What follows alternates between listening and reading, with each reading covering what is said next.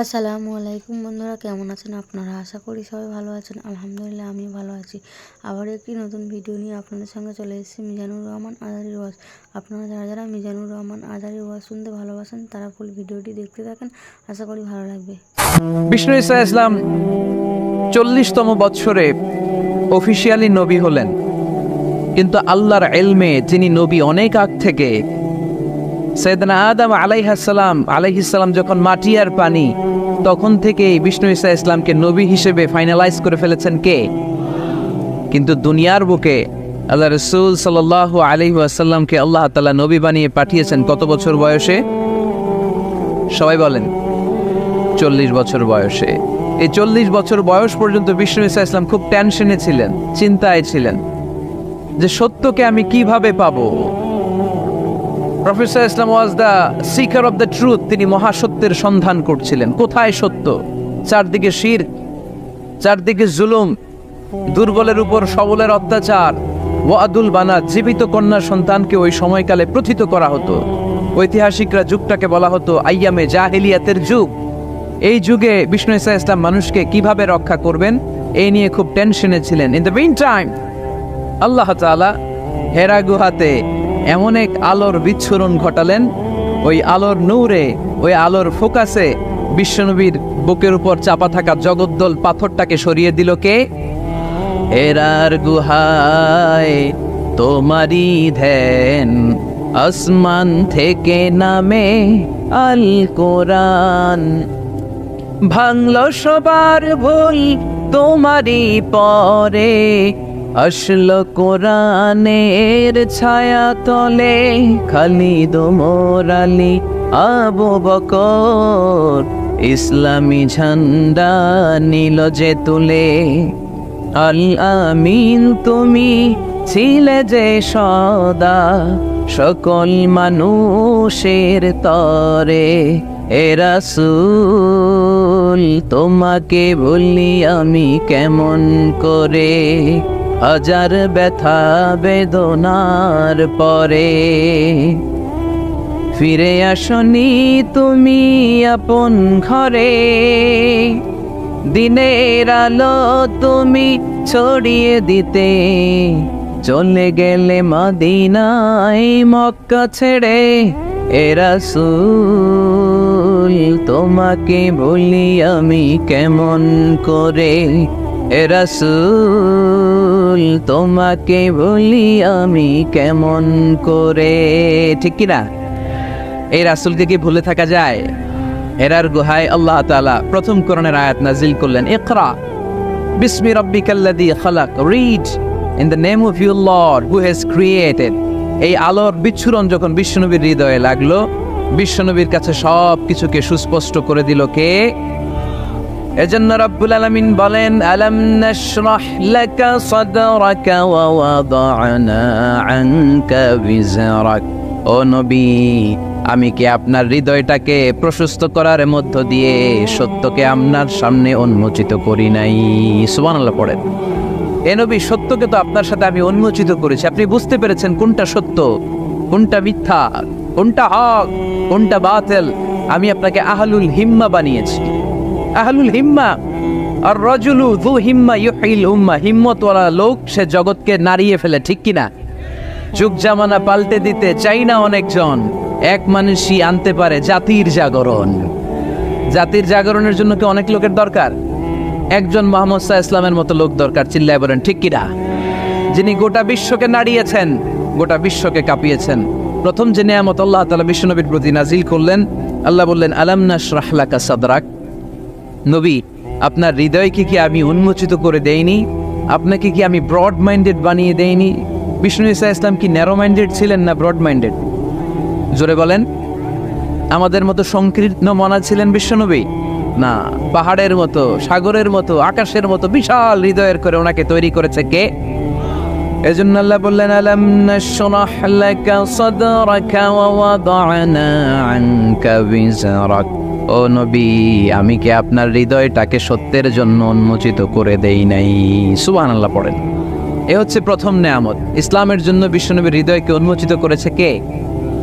দুই নম্বরে নিয়ামত আল্লাহ বললেন ওয়া ওয়াদানা আনকা বিজরাক, নবী গো আপনার পিঠে যে চিন্তার বোঝা, ওই চিন্তার বোঝাকে নামিয়ে আমি আল্লাহ হালকা করে দিয়েছি। বিষ্ণু ইসলামের বিশাল চিন্তা। বিষ্ণু বলতেন লা নবিয়্যা বাদি ওয়ালা রাসূলা, আমার পরে কোনো নবীও নাই, আমার পরে কোনো রাসূলও নাই। যেহেতু উনি শেষ নবী, ওনার পরে পৃথিবীতে আর কোনো পয়গাম্বার আসবে না, তাই ওনার সময় থেকে শুরু করে কিয়ামত পর্যন্ত যত মানুষ এই পৃথিবীর বুকে আসবে, সব মানুষের জিম্মাদারি কার উপর? বিশ্বনবীর কাঁধের উপর। চিল্লা এখন ঠিক কিনা? এই জন্য বিশ্বনবী এই দায়িত্বটারে কঠিন মনে করতেন। সব সময় তিনি কাঁদতেন, সব সময় তিনি দুশ্চিন্তা করতেন, সব সময় তিনি টেনশনে থাকতেন, না জানি হাজার হাজার লক্ষ লক্ষ উম্মতের নসিবে কি ঘটে যায়। আমি তো দুনিয়া থেকে চলে যাব, আমার পরে কিয়ামত পর্যন্ত যারা আসবে তাদের নসিবে কি হবে, এই নিয়ে বিশ্বনবী সব সময় দুশ্চিন্তা করতেন। এই দুশ্চিন্তার বোঝা বিষ্ণু ঈসা ইসলামের পিঠকে বাঁকা করে দিয়েছিল। আল্লাহ বললেন নবী আপনি টেনশন করবেন না, আপনি হতাশ হবেন না, আপনার এই চিন্তার বোঝাকে আমি আল্লাহ নিজ হাতে সরিয়ে দিলাম। চিল্লায় পড়েন আল্লাহু আকবার। এজন্য আল্লাহ বললেন আলাম নাশরাহ লাকা সাদরাকা ওয়া ওয়াদানা আনকা বিজরাক আল্লাযী আনকাযা যাহরাক ওয়া রাফা'না লাকা যিকরাক। 3 নম্বর আল্লাহ বললেন নবী আপনাকে 3 নম্বর যে নিয়ামতটা দিয়েছি সেটা হচ্ছে ওয়া রাফা'না লাকা যিকরাক, আপনার সম্মানকে, মর্যাদাকে, আপনার নাম দাম সুনাম আর সুখ্যাতিকে আমি আকাশ বাতাস ছাপিয়ে, সাত আকাশ কাঁপিয়ে আরশ পর্যন্ত তুলে ধরেছি। I have dignified your status, O my beloved prophet Muhammad sallallahu আলাইহি ওয়াসাল্লাম। আপনার মর্যাদা অনেক উপরে, অনেক অনেক উপরে আমি নিয়েছি। আপনার মর্যাদার ধারে কাছেও পৃথিবীর কোনো ব্যক্তি যেতে পারবে? গোটা বিশ্বের সব নবীদের মর্যাদাকে যদি এক পাল্লায় রাখা হয় আর বিশ্বনবীর মর্যাদাকে আরেক পাল্লায় রাখা হলে মুহূর্তের মধ্যে বিশ্বনবীর মর্যাদার পাল্লা ভারী হয়ে যাবে। এই আয়াত যখন নাজিল হলো রাফা'না লাকা যিকরাক, নবী আপনার সম্মানকে, আপনার মর্যাদাকে, আপনার সুনাম সুখ্যাতিকে আমি আকাশ পর্যন্ত বুলন্দ করেছি। এই আয়াত নাজিল হওয়ার পরে মক্কার কাফিরেরা হাসতে আরম্ভ করলো। তারা বলল বলে কি, যার সাঙ্গপাঙ্গ হাতে গোনা মাত্র কয়েকজন, যে লোকটা জানে বাসে কিনা আমাদের হাত থেকে ওইটাই সন্দেহ, তার নাম সুনাম সুখ্যাতি নাকি সারা বিশ্বে ছড়ায় পড়বে। তারা বিশ্বাসই করতে পারছিল না। আল্লাহ বলেন তোরা আমার নবীর বিরুদ্ধে অপপ্রচার করবি, তোদের অপপ্রচারকেই আমি আমার নবীর প্রচার মাধ্যম বানিয়ে দেব। আমাদের বিরুদ্ধে অপপ্রচার করলে আমাদের লাভ না লস? আমাদের লাভ, কারণ আমাদের প্রচার কমিটি হচ্ছে ওরা যারা আমাদের বিরুদ্ধে লাগে, ঠিক কিনা? প্রত্যেকটা অর্গানাইজেশনের, প্রত্যেকটা ইনস্টিটিউশনের, প্রত্যেকের একটা পাবলিসিটির কমিটি বা টিম থাকার দরকার আছে না নাই? আমাদের পাবলিসিটি করার টিমের দায়িত্ব ওরা নিয়ে নিস। আমাদের কোনো পাবলিসিটি করা লাগে না, গোটা বিশ্বে আমাদের নাম ওরাই ছড়াই দিচ্ছে। চিল্লায় বলেন ঠিক কিনা? আল্লাহ বললেন তোরা এই কথা বলিস, তোদের মাধ্যমে আমি আমার নবীর প্রচার করব।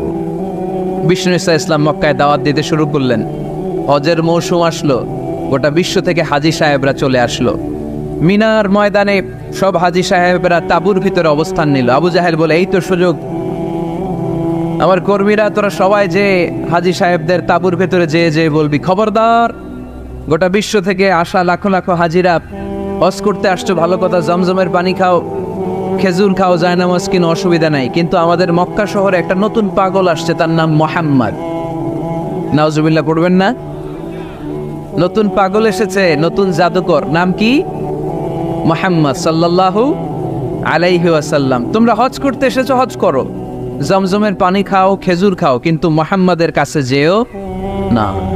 তার জাদু, তার magician power, it's not a simple magic, এটা সাধারণ ম্যাজিক নয়। তার কথা শুনলে বাপ ছেলের সম্পর্ক ছিন্ন হয়ে যায়, তার কথা শুনলে মা মেয়ের সম্পর্ক সেপারেট হয়ে যায়, তার কাছে গেলে স্বামী তার স্ত্রীকে ছিন্ন করে দেয়। খবরদার, তোমরা হজ করে ডিরেক্টলি নিজ নিজ এলাকায় দেশে ফিরে যাবা, এই জাদুকরের কাছে যেও।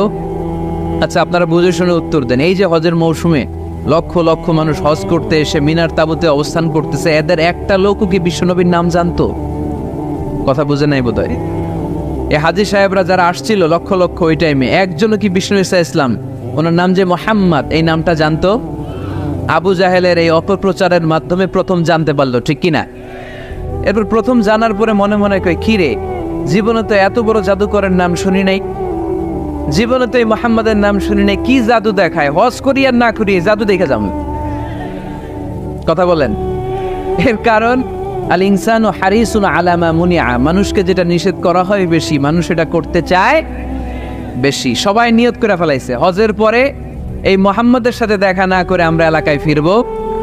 সবাই এবার দলে দলে বিষ্ণু ঈসা ইসলামরে খুঁজতেছে। সুবহানাল্লাহ পড়বেন না? বিশ্বনবীর বাড়ির সামনে মানুষের বিশাল লাইন। আবু জাহেল কয়, সর্বনাশ, চাইছিলাম কি আর হইল কি, করতে চেয়েছিলাম অপপ্রচার, ওইটারে আল্লাহ বানায় ফেলছে কি প্রচার। আল্লাহ বললেন, তোরা আফসোস করছিস যে কেন এই আয়াত নাজিল হয়েছে, আর তোরা স্পর্ধার সাথে বলছিস যে এই লোকের সুনাম সুখ্যাতি গোটা বিশ্বে কিভাবে ছড়াবে, তোদের অপপ্রচারকে আমি আমার নবীর প্রচার মাধ্যম বানিয়ে দিয়েছি। ওয়ারাফা'না লাকা যিকরাক, নবী হে, আপনার নাম ধাম সুনাম সুখ্যাতি আমি আকাশ চুম্বি করেছি।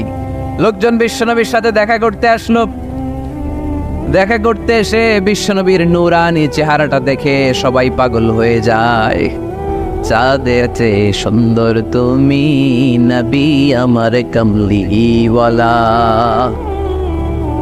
চাঁদের চেয়ে সুন্দর তুমি নবী আমার কমলিওয়ালা, দু জাহানের বাদশাহ তুমি প্যারা নবী সাল্লাল্লাহু আলা, দু জাহানের বাদশাহ তুমি প্যারা নবী সাল্লাল্লাহু আলা, চাঁদের চেয়ে সুন্দর তুমি নবী আমার কমলিওয়ালা। সুবহানাল্লাহ পড়েন। বিশ্বনবীর নূরানি চেহারা দেখে প্রথম ধাক্কায় লোকজন বেহুশ। এসে দেখে কি নূরানি চেহারা, আমার পেয়ারা নবীর কি চমৎকার দাড়ি, কি চমৎকার বাবরি চুল, কি চমৎকার জুব্বা।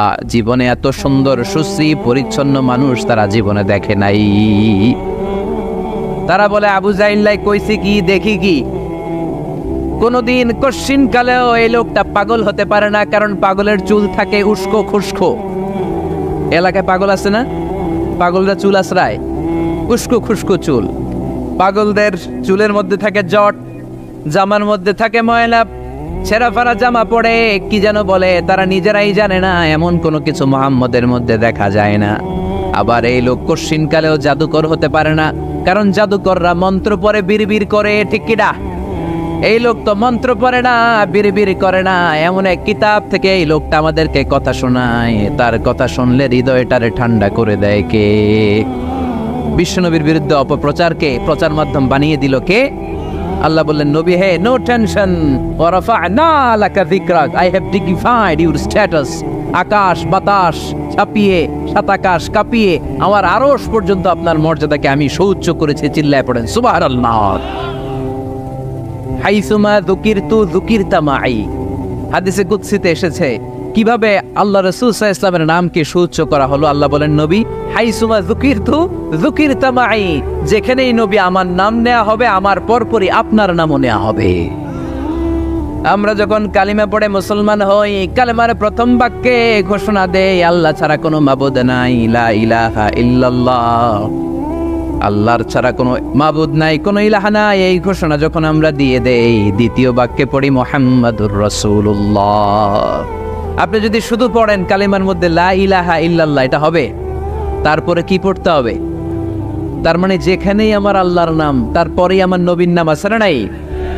আবার যখন আমরা আজান দেই, আজানের প্রথম 4 বাক্য আল্লাহর বরত্বের ঘোষণা,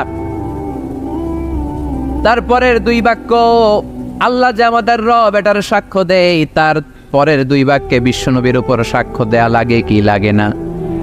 আবার আমরা যখন নামাজের আগে একামত দেই, নামাজের একামত বিশ্বনবীর নাম আছে না নাই? কথা বুঝতেছেন? আজানে বিশ্বনবীর নাম আছে না আল্লাহর পরে? কালেমার মধ্যে আল্লাহর পরে বিশ্বনবীর নাম আছে না? নামাজ শুরুর আগে, একামতের আগে বিশ্বনবীর নাম আছে না নাই? আল্লাহু আকবার, আল্লাহু আকবার, আকবার, আশহাদু আন লা ইলাহা ইল্লাল্লাহ, আশহাদু আন্না মুহাম্মাদার রাসূলুল্লাহ। সুবহানাল্লাহ পড়েন। যেখানেই আমার আল্লাহর নাম, ওখানে আমার নবীর নাম আছে না নাই? এজন্য আল্লাহ বললেন, নবী টেনশন করবেন না, ওয়ারাফা'না লাকা যিকরাক, আপনার সম্মানকে আমি অনেক উঁচুতে তুলে ধরেছি। গোটা বিশ্বের আনাচে কানাচে সূর্য উঠবে, সূর্য ডুববে, কিন্তু আপনার নামের জিকির এক মুহূর্তের জন্য থামবে না। আলাম নাশরাহ লাকা সাদরাকা ওয়া ওয়াদা'না আনকা বিজরাক আল্লাযী আনকাদা যাহরাক ওয়া রাফা'না লাকা যিকরাক। সুবহানাল্লাহ পড়েন। আয়াতটা মুখস্থ করে নেন। ওয়া রাফা'না লাকা যিকরাক, আপনার সম্মানকে বাড়াতে বাড়াতে আমি আকাশ চুম্বি করেছি। এই পৃথিবীতে যত আসমানি কিতাব এসেছে সব আসমানি কিতাবে বিশ্বনবীর নামকে তুলে দিয়েছে কে? আল্লাযী ইয়াজিদুনাহু মাকতুবান ইনদাহু ফিন্দাহুম ফিত তাওরাতি ওয়াল ইনজিল, তাদের কাছে যে তাওরাতের কিতাব এসেছে, ইনজিলের কিতাব এসেছে, ওই তাওরাত ইনজিলও বিশ্বনবীর নাম তুলে দিয়েছে কে? সাইয়েদনা আদম থেকে শুরু করে ঈসা আলাইহিস সালাম পর্যন্ত এই পৃথিবীতে যত আম্বিয়া আলাইহিমুস সালাম এসেছে তাদের প্রত্যেকেই বিশ্বনবী যে এই পৃথিবীতে আসবে তার সুসংবাদ দিয়েছে। সুবহানাল্লাহ পড়েন। সব নবীরা বলেছে যে আমাদের সর্বশেষে এই সিলসিলাতুল আম্বিয়া, নবীদের যে চেইন, সর্বশেষ যেই নবীকে আল্লাহ তাআলা এই পৃথিবীতে পাঠিয়ে আম্বিয়া আলাইহিমুস সালাম পাঠানোর ধারাবাহিকতাকে আল্লাহ তাআলা কাট অফ করবেন, স্টপ করে দিবেন, ক্লোজ করে দিবেন, ওই নবীর নাম হচ্ছে মুহাম্মদ সাল্লাল্লাহু।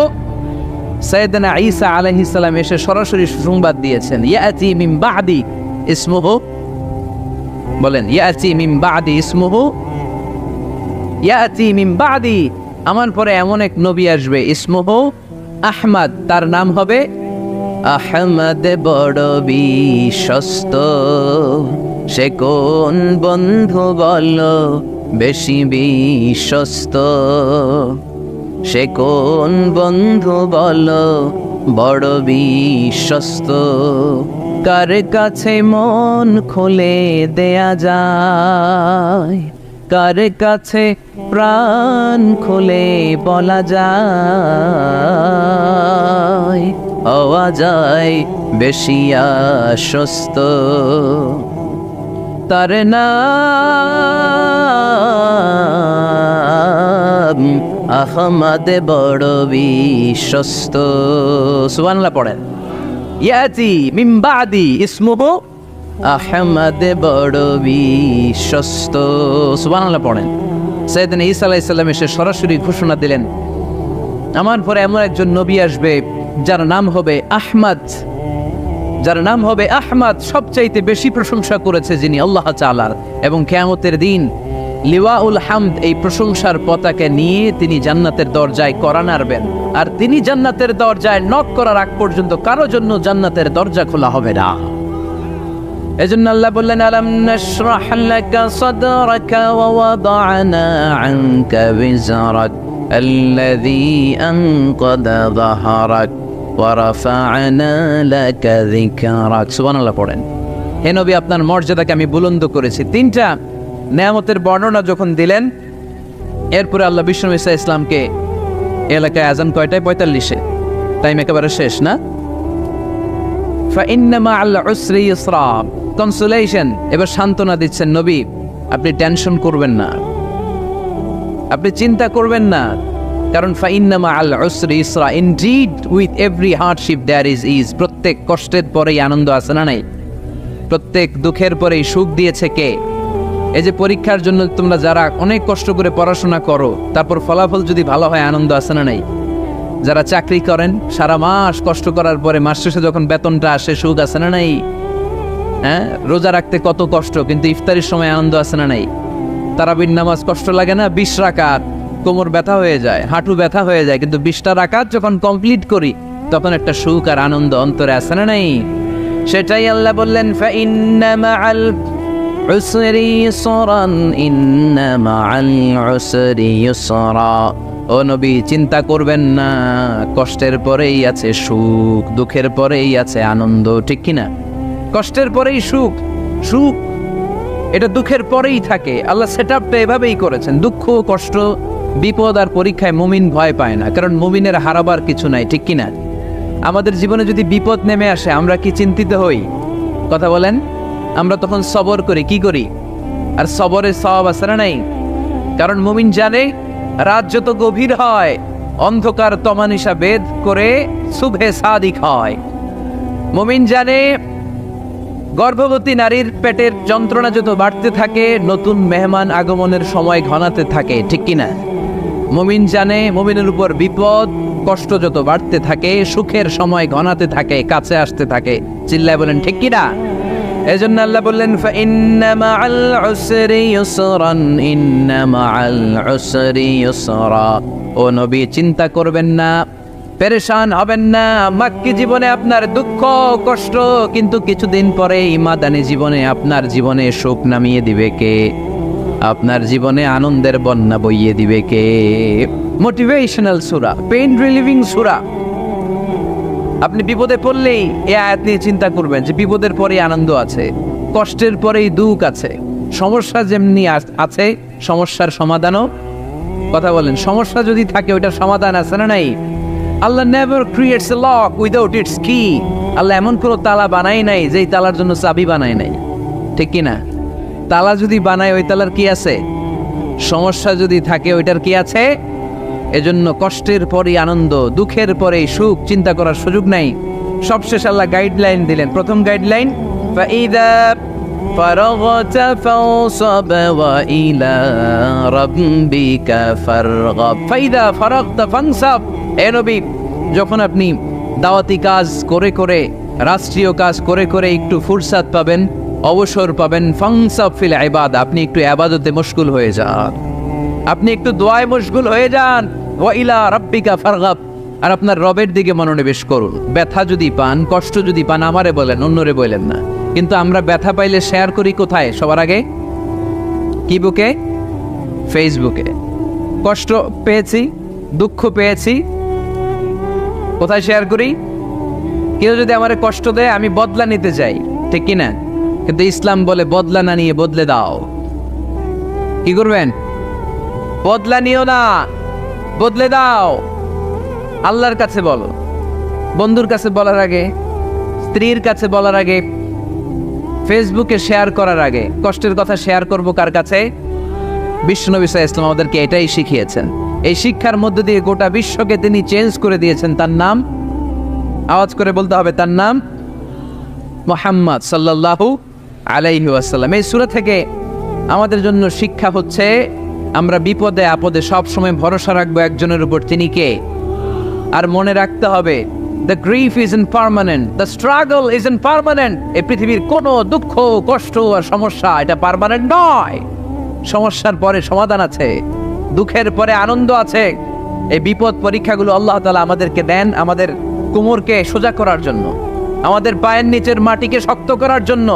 প্রতিকূল পরিবেশে কি করে টিকে থাকতে হয় সেটা ট্রেনিং হিসেবে এই পরীক্ষাগুলো আমাদের জীবনে দেয় কে? ওয়ালাকাদ আতাইনাকা সাবআন মিনাল মাসানি ওয়াল কুরআনাল আযীম। নবী হে, আমি আপনাকে নিত্য পাঠনীয় সপ্ত বাক্য দান করেছি আর কোরআনে আযীম দান করেছি। পড়ে সুবহানাল্লাহ। সাবআন মিনাল মাসানি, নিত্য পাঠনীয় সপ্ত বাক্য, যেটা মানুষ বারবার পড়ে। এরকম 60টা বাক্য, এরকম একটা সূরা কোরআনে আছে। যে সূরা না পড়লে নামাজ হয় না। যে সূরাটা কোরআনের সবচাইতে দামি সূরা, ওই সূরাটার নাম কি? মুখস্থ আছে না সবার? আলহামদুলিল্লাহ পড়েন। এটা শুধু আমাদেরই না, অনেক হিন্দু ভাইদেরও মুখস্থ। গত পরশু চুয়াডাঙ্গায় আমার একটা প্রোগ্রাম ছিল, রাতে লক্ষ লক্ষ মানুষের সমাবেশ হয়েছে। রনি দাস নামে এক ছেলে কালিমা পড়ে মুসলমান হয়েছে, আলহামদুলিল্লাহ। তার পরের দিন একটা কনফারেন্স হলে চুয়াডাঙ্গার এসপি সাহেব সহ, মেয়র সাহেব সহ, চুয়াডাঙ্গার সাংবাদিক ফোরাম, ব্যবসায়িক ফোরাম থেকে শুরু করে, বিজনেস চেম্বার থেকে শুরু করে, চুয়াডাঙ্গা জেলার এলিট সোসাইটি যারা, তাদেরকে নিয়ে একটা কনফারেন্স হলে একটা সেমিনার হয়েছে। জি, শাহিদুজ্জামান টরিক ম্যান নেতৃত্বে। তো সেখানে আমরা কথা বলছিলাম, ওখানেও ওই হিন্দু ছেলেটা উপস্থিত ছিল। তো আমি ওকে জিজ্ঞেস করলাম, তুমি কি সূরা ফাতিহা পারো? সে বলে আমিও পারি। সুবহানাল্লাহ পড়বেন না? কারণ এই সূরাটা এমন সূরা, এই সূরাটা যে আমরা কে কখন মুখস্থ করেছি, কবে, আমার বয়স তখন কত ছিল আমরা বলতে পারবো? মনের অজান্তে, শুনতে শুনতে, পড়তে পড়তে কখন যে মুখস্থ হয়ে গেছে আমরা নিজেরাও জানি না, কারণ এটা বারবার পড়া হয়। ওয়ালাকাদ আতাইনাকা সাবআম মিনাল মাসানি ওয়াল কুরআনাল আযীম। নবী হে, আমি আপনাকে নিত্য পাঠনীয় 7টি বাক্য দিয়েছি, আর দিয়েছি এই কোরআনে আযীম। সুবহানাল্লাহ। যারা ফরজ নামাজ আমরা পড়ি প্রতিদিন, কমসে কম 17 বার এই সূরাটা পড়তে হয়। কতবার? যারা সুন্নাহ সহ পড়ি, কমসে কম 40 বার এই সূরাটা পড়তে হয়। তার মানে যেই ব্যক্তির বয়স 50 কিংবা 60 আর তিনি জীবনে নামাজ কাজা করে নাই, তাহলে ওই লোকটা জীবনে কত লক্ষবার সূরা ফাতিহা পড়ছে উনি নিজেও জানে না, ঠিক কিনা? তারপরেও কোনোদিন কি মনে হয়েছে যে সূরা ফাতিহাটা পুরাতন লাগে? এত বললাম লক্ষ লক্ষ বার, এখন আর আগের মতো টেস্ট পাই না, এরকম মনে হয়? গরুর গোশত পছন্দ করেন কে কে নাকি? খাইছে সব বনাস। আচ্ছা, হাত নামান। তো এই যে গরুর গোশত, হ্যাঁ, গরম ভাতের সাথে ঝাল গরুর মাংস, ওই যে অনেকের জিহ্বায় পানি চলে আসছে। তো এটা অনেক মজাদার একটা খাবার, যদিও কোলেস্টেরল খুব হাই এটাতে। তো এই গরুর গোশত কেউ যদি আপনারা সকালবেলা দেয়, দুপুরে দেয়, আবার বিকেলে দেয়, রাতে দেয়, তারপরের দিন দেয়, তারপরের সপ্তাহ, টানা 1 মাস 3 বেলা গরুর গোশত, ভালো লাগবে? খাওয়া যাবে? রুচিতে আসবে? আচ্ছা, একটা সঙ্গীত কারো ভালো লাগে, 1 দিন 2 দিন 3 দিন সব সময় বাজাচ্ছেন, কয়েক মাস টানা শোনার পরে এটা আর ভালো লাগে? নতুন একটার দরকার আছে না নাই? কিন্তু এত লক্ষবার, এত কোটিবার সূরা ফাতিহা আমরা পড়ছি প্রতিদিনই পড়ছি। এই তো জোহরের নামাজেও পড়ে আসলাম, আবার আসরের নামাজেও পড়বো, আবার মাগরিবেও পড়বো। কখনো কারো কি মনে হয়েছে যে সূরা ফাতিহাটা কেমন জানি পুরান লাগে, আজকে কুল ওয়াল্লাহ দিয়ে শুরু করব, এরকম কি কখনো কারো মনে হয়েছে? এর কারণ এটা সাবআম মিনাল মাসানি, নিত্য পাঠনীয় শব্দ বাক্য। এটা কোনোদিন পুরান হয় না, এটা এভারগ্রিন, চিরসবুজ আর চিরনতুন। আল্লাহু আকবার। এজন্য আল্লাহ বললেন, লাকাদ আতাইনাকা সাবআম মিনাল মাসানি ওয়াল কুরআনাল আযীম। নবী গো, আমি আপনারে নিত্য পাঠনীয় শব্দ বাক্য সূরা ফাতিহা দিয়েছি, সাথে সাথে কোরআনে আযীম দিয়েছি। বিষ্ণু ইসলাম ইরশাদ করেন, সূরা ফাতিহার মর্যাদা, স্ট্যাটাস এত বেশি, এর সমমর্যাদাপূর্ণ কোনো সূরা তাওরাতের ভেতরে নাই, ইনজিলের ভেতরে নাই, জাবুরের ভেতরে নাই, সুহুফে ইব্রাহিম আর মুসার ভেতরে নাই, আল্লাহর পাঠানো 104টা আসমানি কিতাবের কোনোটার ভেতরে নাই, যেটার নাম হচ্ছে সূরাতুল ফাতিহা। পড়েন সুবহানাল্লাহ। এটা কোরআনের সবচাইতে দামি সূরা, আ'যামুস সূরা ফিল কোরআন। এই সূরাটা সর্বপ্রথম একসাথে এট এ টাইমে নাজিল হয়েছে, ভেঙে ভেঙে নাজিল হয় নাই। কোরআনের অন্যান্য সূরা ভেঙে ভেঙে নাজিল হয়েছে, সর্বপ্রথম যে সূরাটা একেবারে শুরু থেকে শেষ নাজিল হয়েছে, সূরাটার নাম হচ্ছে সূরাতুল ফাতিহা। আওয়াজ করে পড়েন, সূরাতুল ফাতিহা। ফাতিহা মানে হচ্ছে ভূমিকা, ফাতিহা মানে কি? ইন্ট্রোডাকশন। এই যে আমরা প্রবন্ধ লিখি, প্রবন্ধের একটা ভূমিকা আছে না? আমরা যখন গদ্য রচনা লিখি, একটা ভূমিকা আছে না? তো এই যে 30 পারা কোরআন আল্লাহ লিখে পাঠালেন, আমাদের জন্য দিলেন, এর একটা ভূমিকার দরকার আছে না নাই? আল্লাহ সূরাতুল ফাতিহাকে এই কোরআনের ভূমিকা হিসেবে এই সূরার শুরুতে স্থান দিয়ে দেয়। সুবহানাল্লাহ মাহফিলের পরে বললেও চলবে, সুবহানাল্লাহ বললে লাউড না লস। একবার সুবহানাল্লাহ বললে মাহফিলগুলোতে কি বরকতে, হুজুরা একটু বরকত কয়, পড়েন সুবহানাল্লাহ, আমরাও পড়ি সুবহানাল্লাহ। আর ওইদিকে যে আমল নামা কিভাবে উপরের দিকে উঠতেছে আমরা নিজেরাই টের পাই না। একবার সুবহানাল্লাহ পড়লে এই আকাশ আর জমিনের গ্যাপ আল্লাহ সওয়াব দিয়ে পূর্ণ করে আপনার আমল নামায় ঢুকাই দেবে। দেখেন কত সালাক, সওয়াবের কথা শুনছে, এখন সুবহানাল্লাহ গলা ফাটায়। সওয়াব আছে যেখানে আমরা আছি, এজন্য সুবহানাল্লাহ, আলহামদুলিল্লাহ, আল্লাহু আকবার, এই তাসবিহগুলো যেন আমরা বেশি বেশি পড়ি। তো আমরা যেই সূরাটা থেকে কথা শুনতেছি, সূরাটার নাম সূরা, সবাই বলেন কি নাম? সূরাতুল ফাতিহা। এটার আরেকটা নাম হচ্ছে উম্মুল কিতাব, মানে কিতাবের মা। উম্মুলের আরেকটা অর্থ হচ্ছে সেন্টার, কেন্দ্র। এটা কোরআনের কেন্দ্র। তার মানে পুরো কোরআনকে সংক্ষিপ্ত করলে ওটা সূরা ফাতিহা হয়ে যায়, আবার সূরা ফাতিহাকে ব্যাখ্যা করলে পুরো কোরআন হয়ে যায়। এই সূরার আরেকটা নাম হচ্ছে সূরাতুল ওয়াফিয়া। কি নাম? মানে অখণ্ড সূরা। কি সূরা? এই সূরাকে খণ্ড করে পড়া যায় না। পড়া যায়?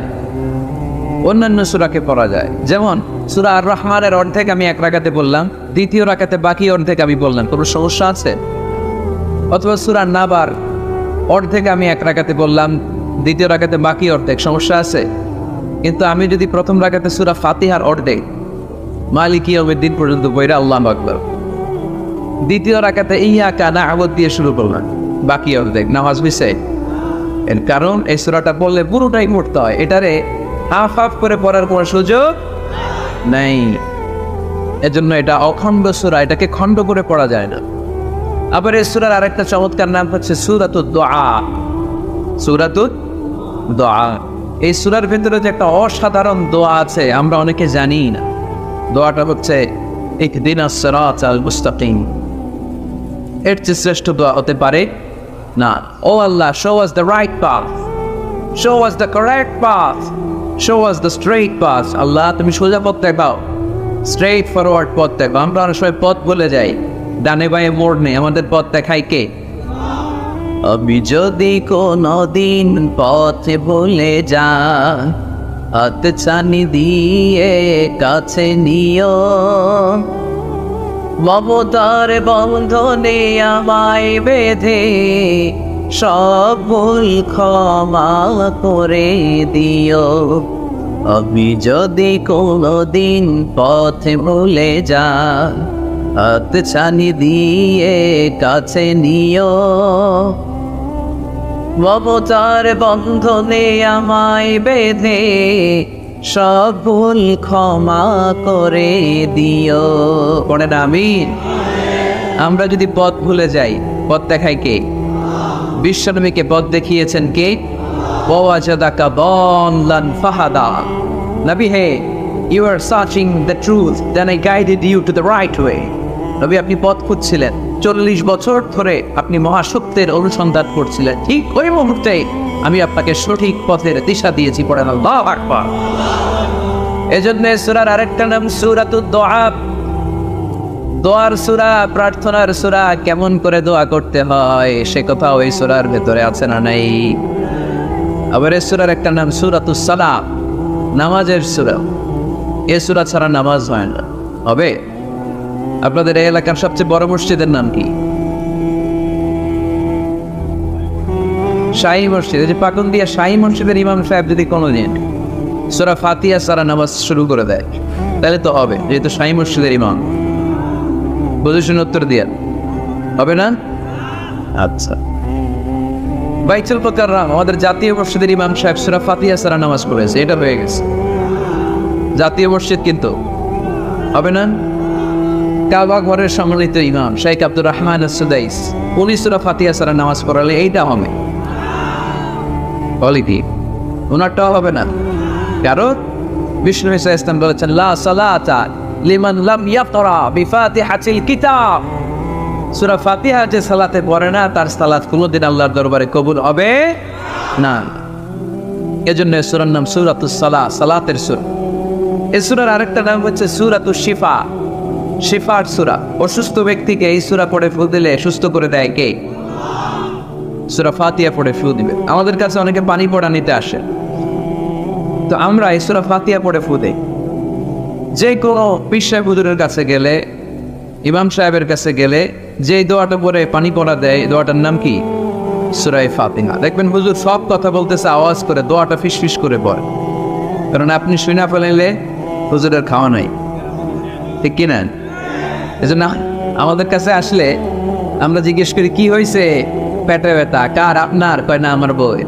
তো পানি পড়া দেন, সব কথা আওয়াজ করে বলে দোয়াটা পরে ফিসফিস করে, কারণ ওই গোবর যদি ফাঁস হয়ে যায় আমার কাছে কেউ হবে না। আজকের পাকুন্দিয়ার ময়দানে সব গোবর ফাঁস, ঠিক কিনা? নিজেরাই রুকিয়া করব, নিজেরাই ঝাড়ফুঁক করব, আর ঝাড়ফুঁকটা বেশি নেবেন আব্বা আম্মার কাছ থেকে। আব্বারা বলবেন আব্বা ওযু করে আসছেন নামাজ পড়বেন, সূরা ফাতিহা পড়ে একটু ফু দিয়ে দেন। আম্মারা বলবেন আম্মা আপনি তো এখন ওযু করে নামাজ পড়বেন, আমার মাথায় একটু হাত দিয়ে ফু দিয়ে দেন। আল্লাহর কসম গোটা বিশ্বের সবগুলো পীর সাহেব হুজুর কোরআন খতম দিয়ে গ্লাসের এক গ্লাসের পানিতে ফু দিবেন, আর আরেক গ্লাসে আপনার আব্বা শুধু বিসমিল্লাহ বলে ফু দিবে, মুহূর্তে আপনার আব্বার দোয়াটা আরশে উঠে যাবে।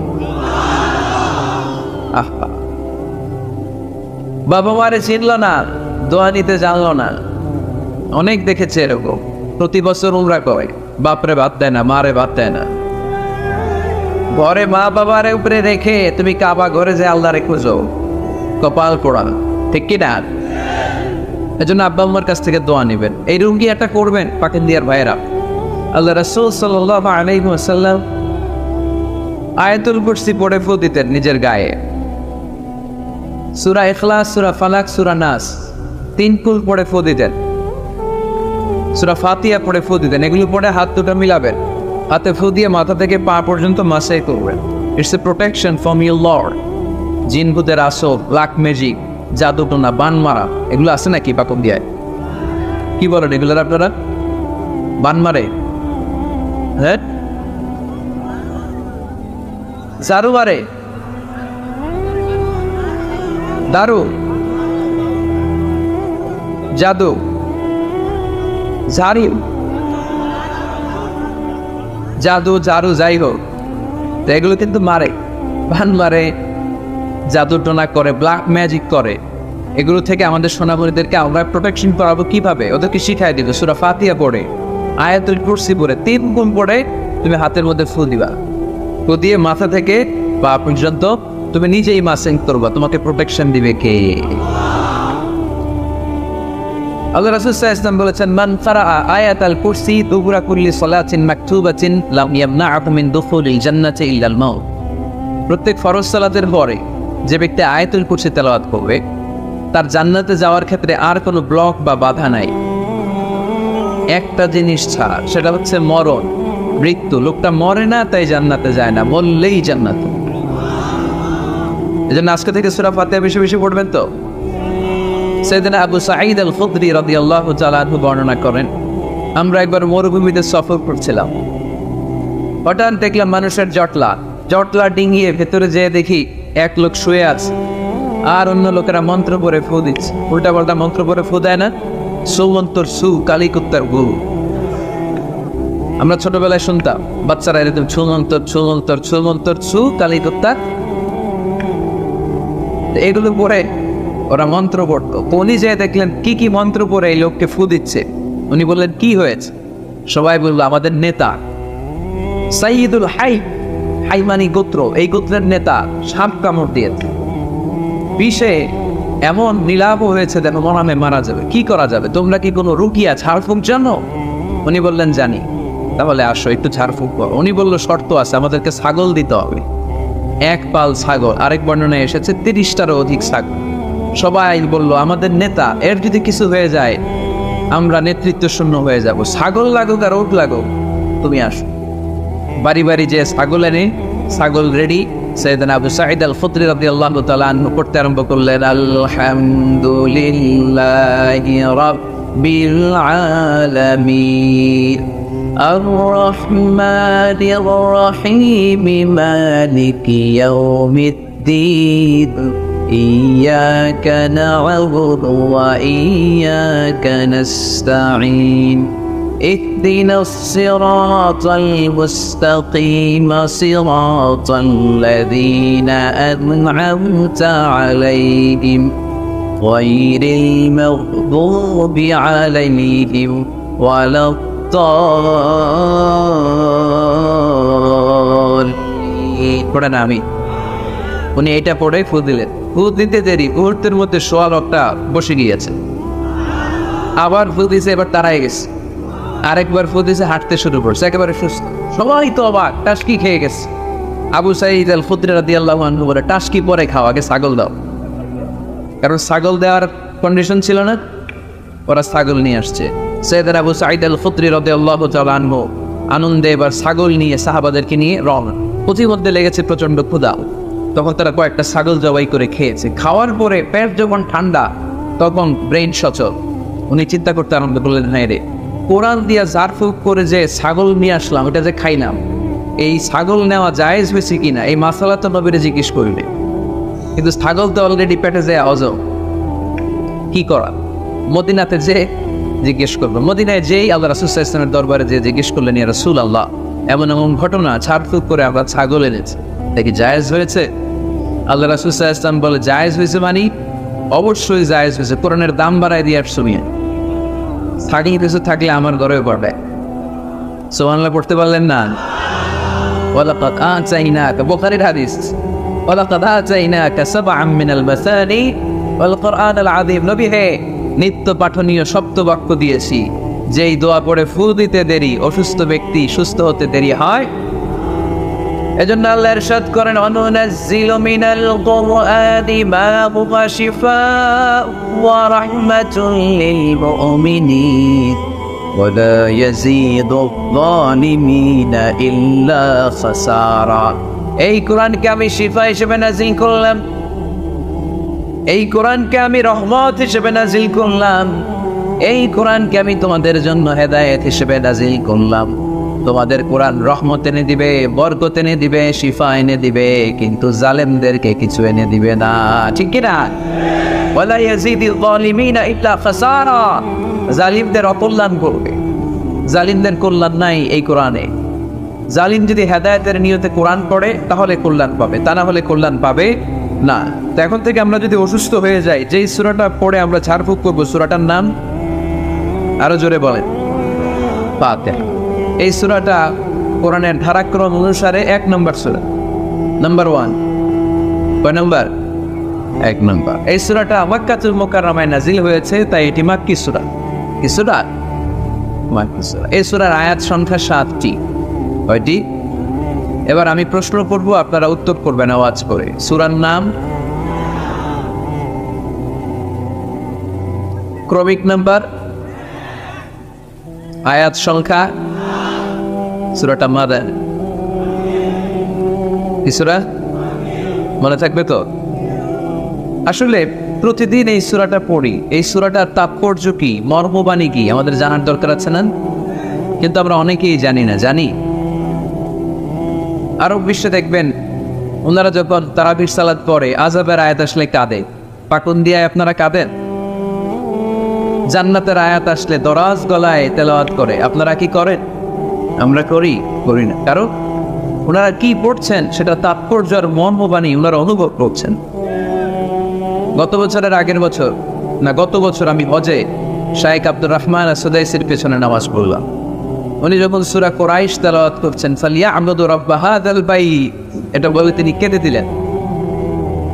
কারণ উনি অর্থ বুঝতে পেরেছেন, আয়াতের অর্থ ফালিয়াবুদু রাব্ব হাযাল বাইত, এই কাবা ঘরের মালিক আল্লাহর ইবাদত করে, এই ঘরের রবের ইবাদত করো। আর ওই ঘরের সামনে দাঁড়িয়ে উনি ইমাম, উনি ওই ঘরের সামনেই দাঁড়ান আর পড়তেছে এই ঘরের রবের ইবাদত করো। এটা যখন অনুভব করলেন, উনি আর নিজেকে ধরে রাখতে পারলেন, উনি কান্না জোড়ে দিলেন। উনার পেছনে আমরাও কাঁদতে লাগলাম, কারণ ইমাম যেদিকে মুসল্লিও সেদিকে, উনিও কাঁদে আমরাও কাঁদি, কারণ অর্থ বুঝতেছি তো। আবার জান্নাতের আয়াত আসলে এমন সুরের ঝংকার তুলে তিনি তেলাওয়াত করে, মনে হচ্ছে যেন এখনই উপর থেকে রহমত নাজিল হচ্ছে, ঠিক কিনা? আমরা যখন তারাবির সালাত পড়ি, আমাদের কখন যে আযাবের আয়াত গেল, কখন যে জান্নাত গেল, আর কোন দিক দিয়ে জাহান্নাম গেল, কোন দিক দিয়ে ইউসুফ নবীর কাহিনী গেল, কোন দিক দিয়ে আমার নবীর ঘটনা গেল, কিছু টের পাই। শুধু আমরাই টের পাই না এমনটা না, যিনি পড়াচ্ছে উনিও টের পায়, ঠিক কিনা? এজন্য আমাদের চোখ দিয়ে দাঁড় দাঁড় করে পানি নামে না, আমরা অশ্রুসিক্ত হই না। জান্নাতের আয়াত আসলে আমাদের মজা লাগে না, কোরআনটারে মজা লাগাইতে হবে, ঠিক কিনা? বুঝতে হবে মাতৃভাষায়।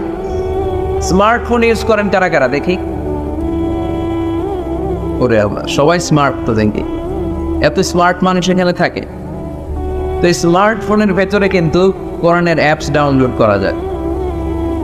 কোরআনের অ্যাপস ডাউনলোড করবেন, করে আপনি পড়বেন, যা বলার আল্লাহ সব বলে দিয়েছে, নতুন করে আর কিছু বলবে না। বলবে এই কোরআন শুরু হয়েছে বিসমিল্লাহির রহমানির রহিম দিয়ে, বা দিয়ে, আর শেষ হয়েছে যে সূরা দিয়ে, সূরাটার নাম সূরাতুন নাস। ওই সূরার শেষ আয়াতটি এরকম, মিনাল জিন্নাতি ওয়ান নাস, শেষে সি, বা আর সিন মিলালে কি হয়? বাস। এবার বাসের সরে কিশোরগঞ্জ শহর যাবেন, এই বাসকে ওই বাস না, এই বাস মানে যথেষ্ট, বাস মানে এনাফ, সাফিসিয়েন্ট। মাঝে মাঝে এরকম হয়, আমরা খাচ্ছি, আমাদের পাতে খাইতে পারি না, আরো তুলে দেয়, কারণ হুজুর র্যাঙ্ক দিন পাইছে, খাওয়াই আজকে মেরাবি। তো আমরা বলি বাস বাস, আর লাগবে না ভাই, আর পারছি না, বাস মানে যথেষ্ট আমার জন্য। তো আল্লাহ বুঝাতে চাইলে 30 পায় যা দিয়ে দিছি হেদায়েতের জন্য, বাস যথেষ্ট, নতুন করে কোনো কথার দরকার নাই। চিল্লায় বলেন ঠিক কিনা? It's a problem solving methodology. It's not a problem creating methodology. কোরআন কখনো প্যাচ লাগায় না, প্যাচ খোলে। এই যে সুতা দিয়ে বাঁধতে গেলে অনেক সময় প্যাচ লেগে যায় না, এটার কি বলেন আপনারা? গিট্টু। এই কোরআন কি গিট্টু লাগায় নাকি গিট্টু খোলে? সমস্যা তৈরি করে না সমাধান এনে দেয়? সমাধান চাও যদি জীবনে মরণে, ফিরে যাও খোঁজে নাও, চোখ রাখো কোরআনে। ঠিক কি না? পড়েন সবাই। সমাধান চাও যদি জীবনে মরণে, ফিরে যাও খোঁজে নাও, চোখ রাখো কোরআনে। If you want the solution this dunya and akhirah, go back, have a look to the holy কোরআনে। তাই না? সমাধান যদি চাই চোখ রাখতে হবে কোথায়? নাকি এটিএন বাংলার পর্দায়? আসিতেছে আগামী শুক্রবার ওই পর্দায়, রঙিন পর্দায়, রূপালী পর্দায়, যেই বইয়ের দিকে চোখ রাখতে হবে বইটার নাম কোরআন। কোরআন প্রিফেস অফ দ্য বুক, মানব সমস্যার সমাধান, সব কিছুর সমাধান এই সূরার ভেতরে দিয়ে দিয়েছে কি? এই জন্য নতুন করে আল্লাহ কিছু বলবে না।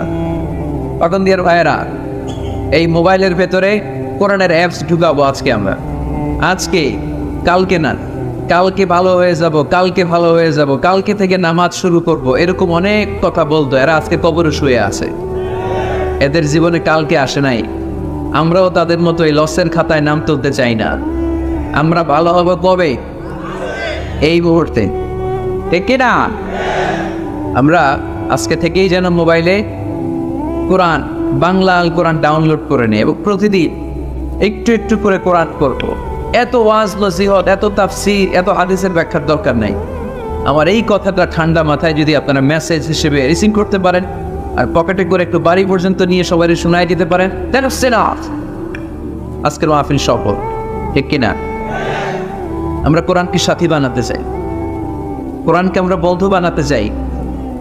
আমাদের নিঃসঙ্গ সময়ের সাথে যেন হিন্দি গান না বাজে, আমাদের নিঃসঙ্গ সময়ের সাথে যেন ক্রিকেট খেলা না হয়। আমাদের সাথী বানাতে হবে কোরআন। আজকে থেকে প্রত্যেকের মোবাইলে আমরা কোরআনের অ্যাপস ঢুকাবো। কারা কারা রাজি নাই হাত তোলেন।